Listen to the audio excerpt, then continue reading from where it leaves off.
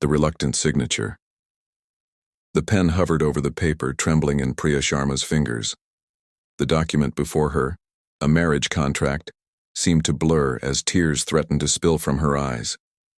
"Papa, please," she whispered, turning to her father, who sat hunched in the corner, his face buried in his hands.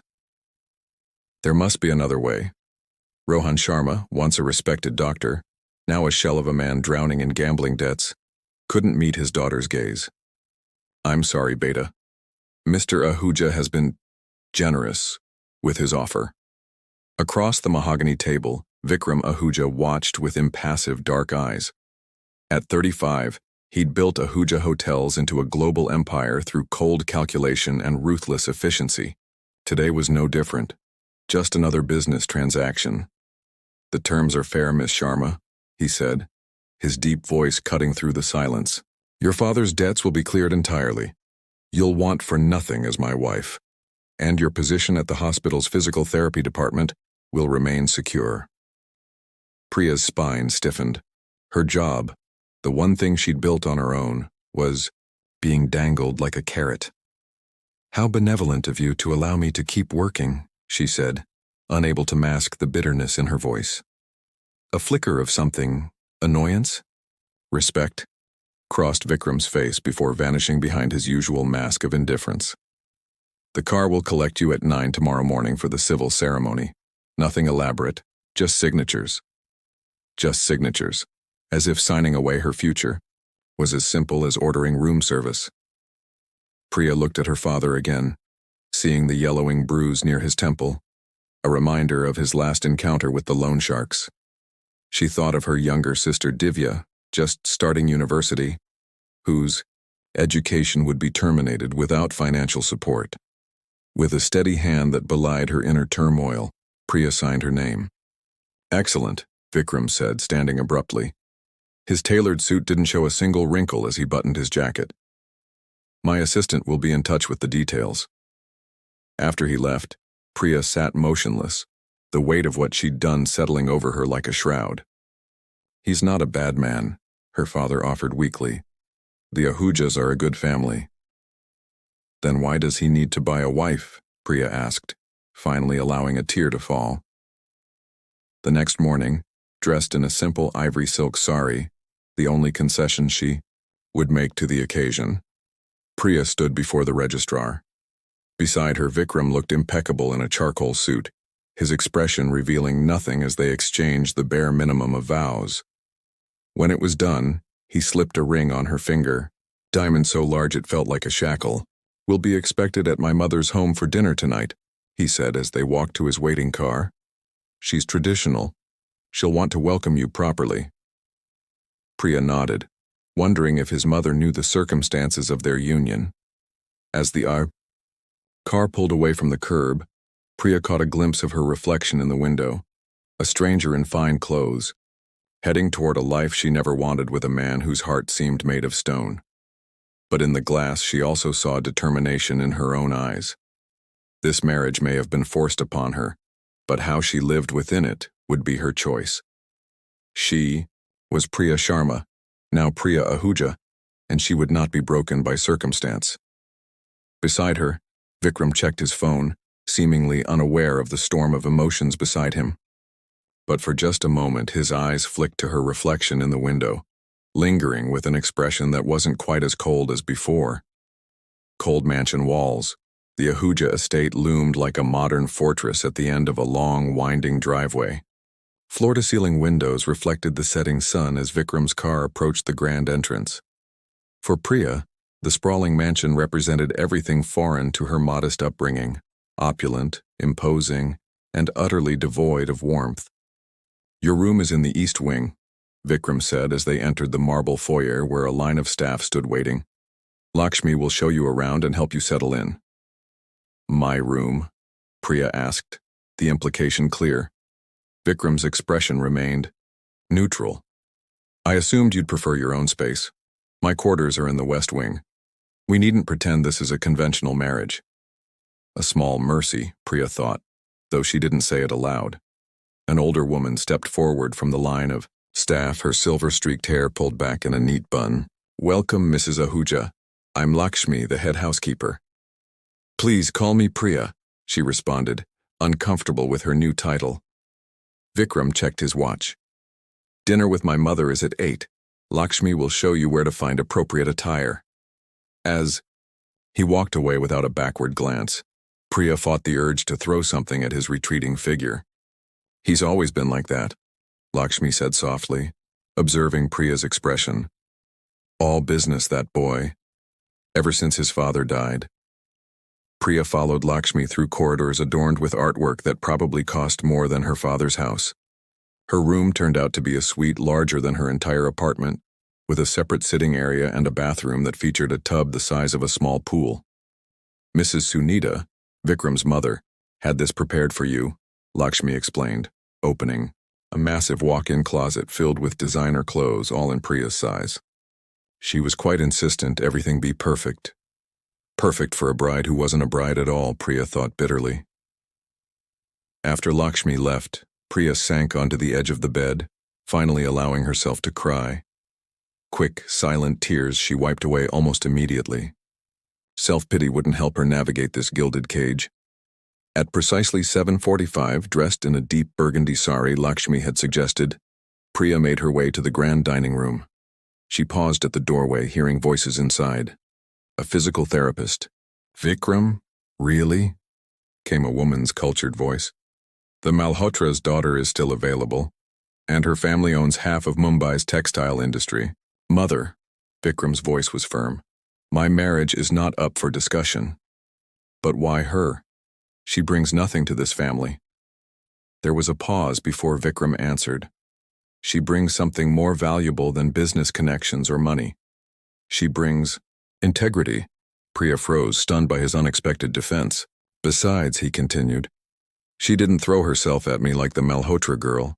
Priya would have happily lived her life without me in it." "And that appeals to you?" his mother asked incredulously. Priya chose that moment to enter, her head held high despite the awkwardness. Sunita Ahuja, an elegant woman in her 60s, looked momentarily flustered before composing herself. "Ah, here she is. Welcome to our family, my dear." Dinner was a tense affair, with Sunita asking pointed questions about Priya's background, and Vikram intervening when they became too intrusive. When Sunita mentioned Priya's father and his unfortunate situation, Priya set down her fork. "My father made mistakes," she said quietly. "But he is a brilliant doctor who saved countless lives before his depression took hold after my mother's death. I won't pretend he's perfect, but I won't sit here and let him be reduced to his worst decisions either." Silence fell over the table. Sunita's eyebrows rose and Vikram looked at Priya with an expression she couldn't quite decipher. Later that night, as Priya prepared for bed, a knock came at her door. Opening it, she found Vikram standing there, looking less composed than usual. "I wanted to apologize for my mother," he said stiffly. "You don't need to apologize for her," Priya replied. "She's protective of you." "I understand that." Vikram studied her face. "You defended your father tonight, despite everything. He's still my family." Something shifted in Vikram's eyes. "Get some rest," he said finally. "Tomorrow you can tell Lakshmi what changes you'd like to make to your suite. This is your home now, too." As he walked away, Priya called after him. "Why did you tell your mother I have integrity?" Vikram paused but didn't turn around. "Because it's true. Good night, Priya." The door closed, leaving Priya alone in her beautiful room, wondering if perhaps the cold walls of the Ahuja mansion might eventually reveal something warmer hidden beneath their surface. Unexpected defenders.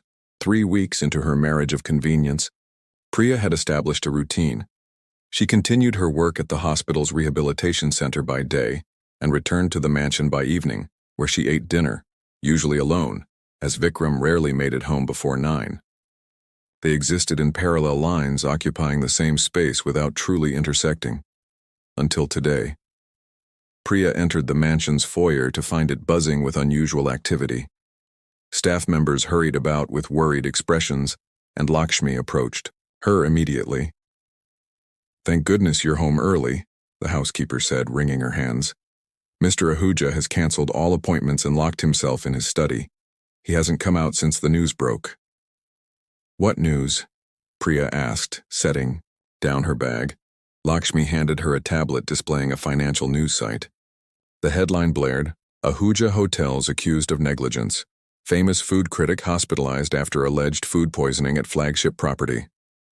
The article detailed how Naveen Desai, India's most influential food critic, had been hospitalized after dining at the Ahuja Grand in Mumbai. He'd already taken to social media vowing to bring down the empire built on cutting corners. Has he eaten anything? Priya asked, nodding toward Vikram's study. No, madam. He's just been on calls with lawyers and PR teams. Priya hesitated. This wasn't her business. Their arrangement didn't include emotional support or business advice.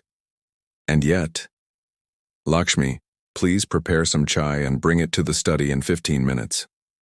The housekeeper nodded gratefully. Taking a deep breath, Priya knocked on the study door. When no answer came, she knocked again, louder. I said no interruptions. Vikram's voice boomed from inside. It's Priya, I'm coming in. Without waiting for permission, she pushed open the door. The usually immaculate study was in disarray, papers scattered across the desk. Vikram's tie loosened, his hair disheveled from running his hands through it repeatedly. He glared at her. This isn't a good time. I saw the news, she said simply, closing the door behind her. Tell me what happened. Something in her calm demeanor seemed to penetrate his agitation. Vikram sank into his chair. Desai has been trying to extort money from luxury hotels for years. We refused to pay, so he's fabricated this story. But the damage is already done. Bookings are being canceled. Our stock is plummeting. You're certain it's fabricated? His eyes flashed. I personally oversee health and safety protocols at every property. The Mumbai kitchen passed inspection just last week with perfect scores. Priya nodded, believing him. Despite their circumstances, she'd never found Vikram to be dishonest. What did Desai eat that night? She asked, approaching his desk. Vikram looked puzzled by her question but answered. The chef's special seafood platter, according to the report. Priya picked up a pen and began jotting notes. And his symptoms? What are you doing? Vikram asked, frustration evident. Before physical therapy, I studied nursing. I specialized in diagnostic assessments, she explained. The symptoms of food poisoning are specific depending on the contamination source. If we can prove his symptoms don't match what he allegedly ate, understanding dawned on Vikram's face. He pulled his laptop closer, pulling up the medical details his legal team had managed to obtain. For the next hour, they worked side by side, Priya asking pointed questions about food handling procedures, while correlating symptoms to possible causes. When Lakshmi brought chai, they barely noticed, engrossed in their investigation. Look at this, Priya said eventually, pointing to her notes. Desai's symptoms began too quickly after the meal for bacterial food poisoning from seafood. And here, his social media shows he dined at 3 restaurants that day. The timeline doesn't add up. Vikram stared at her work, then at her, seeing her, truly seeing her, perhaps for the first time. You've just given us our defense, he said quietly. Priya shrugged. I don't like injustice, even expensive injustice in 5-star hotels. The corner of Vikram's mouth twitched upward, almost a smile. 2 days later, Ahuja Hotels released a comprehensive report, including input from medical experts confirming Priya's analysis. Desai's accusations crumbled under scrutiny, and he was forced to retract his claims.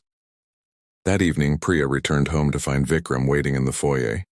Usually distant and preoccupied, tonight he seemed present, watching her with an intensity that made her pulse quicken.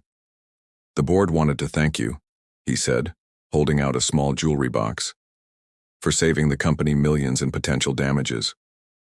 Priya didn't take it. I don't need payment for helping my husband. The word husband hung between them, suddenly weighted with meaning it hadn't held before. Then not as payment, Vikram said, still offering the box. As gratitude. From me. Slowly, Priya accepted it, opening to find not another ostentatious diamond but a simple silver pendant in the shape of a lotus flower. "You mentioned once that they were your favorite," he said, seeming almost nervous. "Your mother grew them, you said." The fact that he had remembered such a small detail from one of their few conversations left Priya speechless. "Would you join me for dinner tonight?" Vikram asked. "Not out of obligation, just dinner." Priya looked up at him, seeing uncertainty in his usually confident expression, and nodded. "I'd like that." As they walked toward the dining room, not touching but closer than they had ever been, something shifted between them. The first crack in the wall that had separated two strangers bound by signatures on a page. Breaking points, the fragile peace that had settled over the Ahuja household over the past month, shattered on a rainy Tuesday evening. Priya stood in the entrance of Vikram's home office, a magazine clutched in her white-knuckled grip, her expression a storm to match the weather outside. "Were you ever going to tell me?" she asked, her voice unnaturally calm despite the hurt radiating from her eyes. Vikram looked up from his laptop, momentarily confused until he saw the glossy publication in her hands. On its cover, the headline screamed, "Ahuja heirs marriage of convenience. Sources reveal the truth behind India's most eligible bachelor's sudden wedding." "Priya," he began, rising from his chair. "Don't." She tossed the magazine onto his desk. "It says here that you married me to secure the Mahanadi resort deal because the investors wanted family stability before signing. That I was chosen because I was—" Her voice cracked slightly, "malleable and desperate enough to accept any terms." The look on Vikram's face confirmed everything. He hadn't just married her to clear her father's debts. He'd used her to secure a business opportunity worth billions. "The article is sensationalized," he said finally. "But yes, the Mahanadi deal was a factor." "A factor?" Priya laughed bitterly.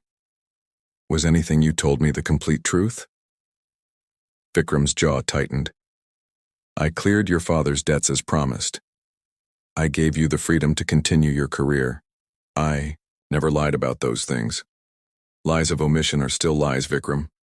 She shook her head, disappointment evident in every line of her body. "These past weeks, I actually started to believe there might be something real developing between us." The dinners they'd shared, the conversations that had gradually grown less awkward, the way he'd begun to ask about her day. All of it now tainted by this revelation.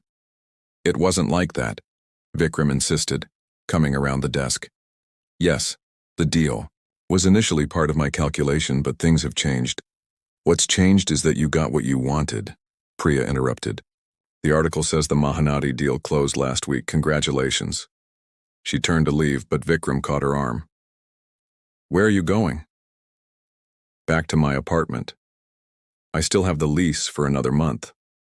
"You can't just leave," he said, something like panic flickering across his usually composed features.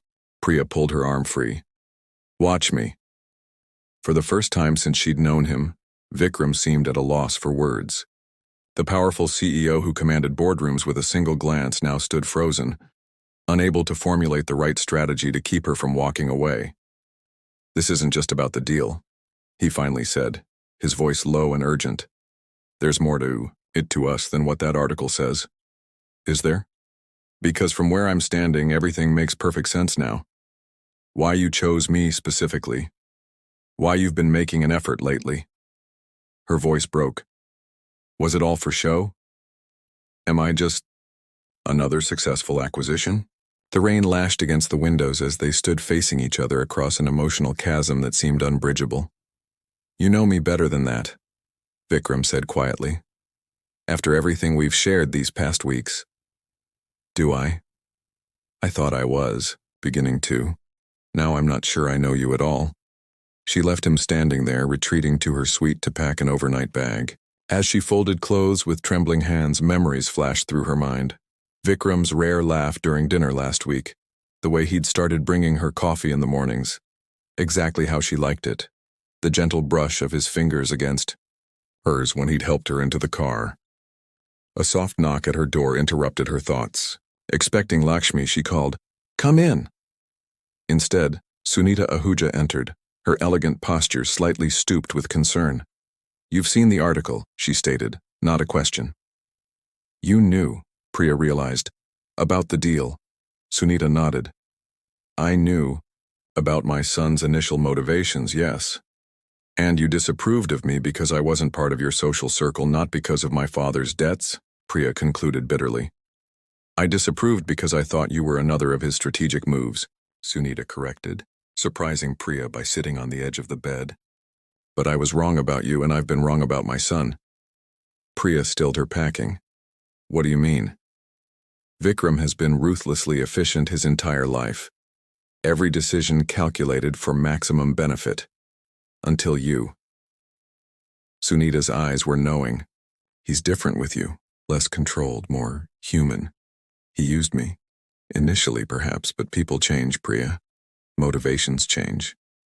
Sunita reached out and touched the lotus pendant at Priya's throat, the one she hadn't taken off since Vikram gave it to her. "My son has never given anyone something so personal before. So thoughtful." Priya's hand instinctively covered the pendant. "It doesn't erase what he did." "No, it doesn't," Sunita agreed. "But before you leave, ask yourself this. If he were truly the cold, calculating man that article portrays, why would he look as devastated as he did when I passed him in the hallway just now?" With that, she rose and walked to the door, pausing, before she left. "Marriages begin for many reasons, Priya. It's what they become that matters." Alone again, Priya sank onto the bed, her resolve wavering.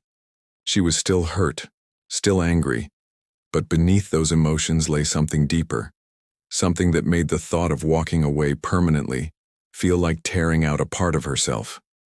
Outside, the storm raged on, mirroring the conflict in her heart as she sat motionless, caught between pride and the uncomfortable recognition that somewhere along the way, her feelings for Vikram had become dangerously real. Hearts unveiled. The storm had passed by morning, leaving behind a washed clean sky and the particular silence that follows great turmoil. Priya stood at the window of her suite, overnight bag still packed but untouched since Sunita's visit. She hadn't slept.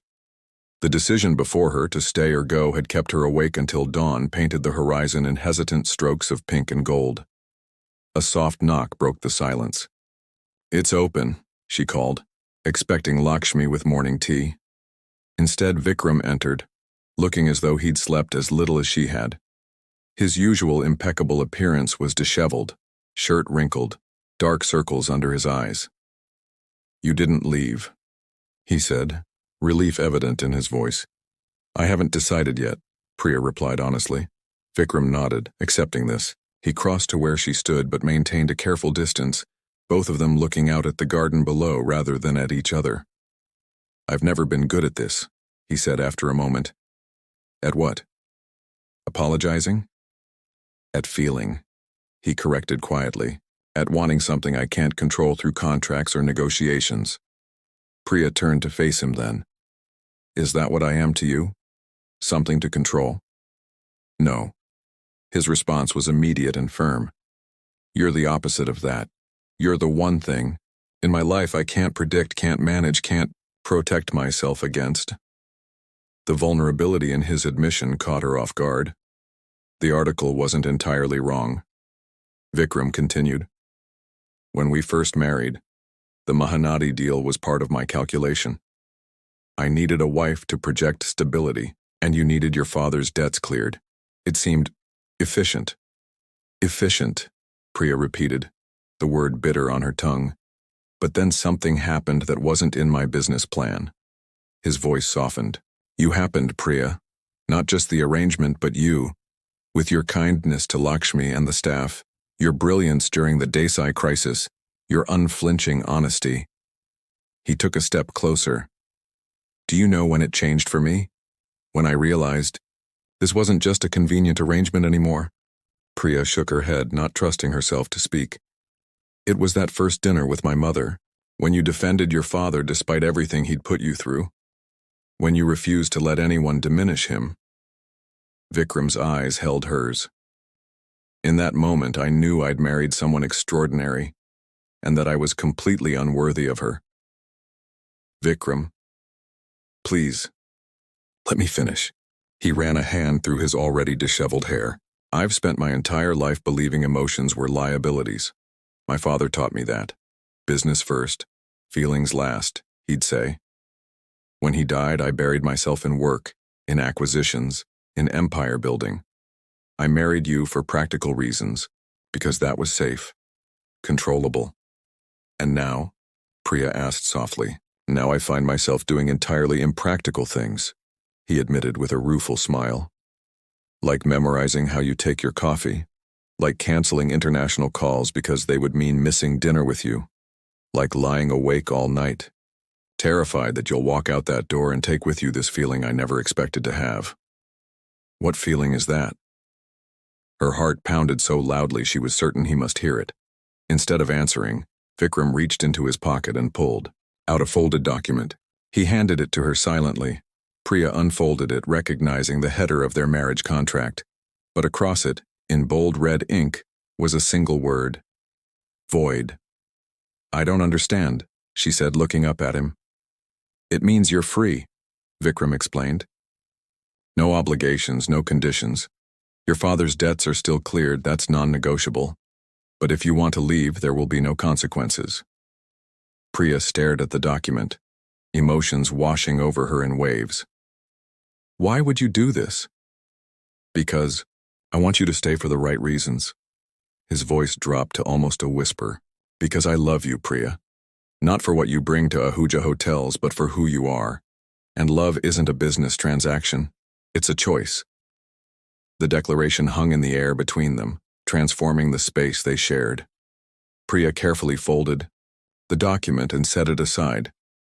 Then, with deliberate movements, she walked to her packed bag, unzipped it, and began returning items to their drawers. Vikram watched her, hope and uncertainty battling in his expression. What are you doing? He finally asked. Priya turned to him with tears shimmering in her eyes, but a smile breaking through. Making a choice. She crossed the room to stand before him, close enough to feel the warmth radiating from his body. I choose to stay, not because of contracts or obligations or what's practical, but because somewhere between forced vows and morning coffee, I fell in love with the man behind the CEO. Vikram's hands trembled slightly as he reached up to cup her face. Are you certain? I need you to be certain. I've never been more certain of anything, Priya whispered. When his lips finally met hers, it wasn't their first kiss. That had been, at their wedding, perfunctory and cold.